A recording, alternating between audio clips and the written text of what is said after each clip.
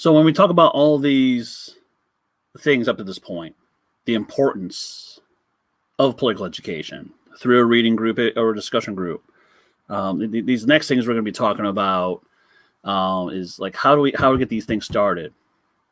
And as someone who has developed a few over time, I'm there with you that it's can be a little bit challenging as to, like, what book do we want to read, where do we want to do it, how often, and it can be that kind of dare I say uncertainty times, what to do with that and everything. But again, it doesn't. What we're going to provide are just templates. Work what's good for you and your group and everything. But what we're providing here are resources, and you can see at the bottom of the screen. There are even more resources on how to run a reading group. So check out that link to the greensocialist.net site and for more information. So if you go to the next slide, when we talk about planning that organizing meeting, and if this was non-pandemic times, this can be a little bit of a different conversation, but here we are. So again, when we talk about planning that first organizing meeting, whether it's in person in a safe way, or you're doing it on Zoom or whatever video conferencing platform that you're using, these are the things that you need to be doing. Pick your readings, choose a day and time that works, and stick with those days and times. For those of us who've done this for a while, I think we all know that if we have a consistent day and time, people are going to remember that a little bit more effectively, versus like, let's do it Saturday. Oh, how about we do it Wednesday? Oh, how about Tuesday at midnight? It's just not going to be as effective if we stick to one day and time, and again, location. And as I said, we're in different unique times now. So location may be key. It could be going to the park, and maybe going to that nice little community hangout people go to that has like a patio. Again, it could be online, using Zoom or whatever video platform you would like to use.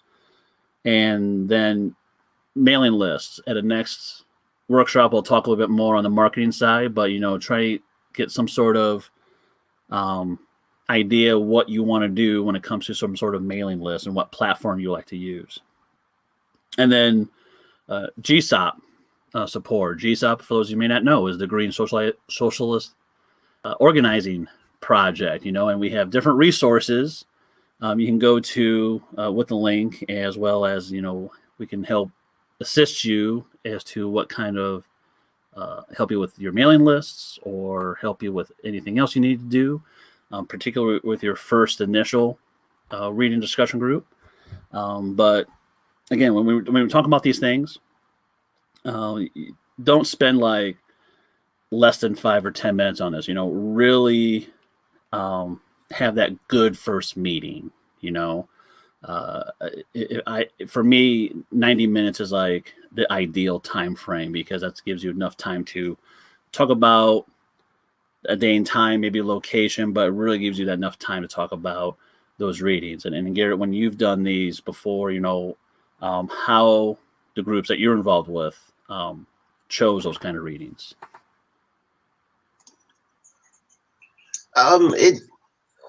It depended a lot on local conditions. I think when we got people together, there was interesting conversations about what was going on in the local area in Pittsburgh, where I live, for example. So there was interest in the issues that more directly affected them, and we started with talking about interesting things. With in particular, I think last year, when we started, that was in the middle of Black Lives Matter that was spreading across the nation, and there was a lot of protests in Pittsburgh that were part of that movement.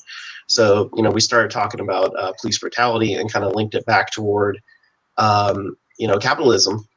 And then it eventually grew into kind of a group where we started talking about alternative economics to the way that capitalism works today, we started talking more about grassroots democracy and issues like that. So I think one interesting thing about the way that these work is you kind of start with these local interests, and kind of like a few slides ago we were talking about, we start linking together all of these issues, and the group can kind of organically evolve into the interesting go in new ways. I guess I'm saying, right, that we start to link together all these different things, and you want to let the group kind of evolve naturally, so that people remain excited and they really want to get involved. And you'll start seeing people come to the meetings with their own proposals, like, hey, I found this cool article, how about we read this next week? And so you don't necessarily have to plan it all yourself. And actually, I think you're succeeding when you're not planning it all yourself, when people are so engaged that they're coming in with their own articles and their own ideas. That's really what you want to go for. But of course, in the first meeting, you have to have everything kind of planned out ahead of time so people know what to expect, and you can build from there.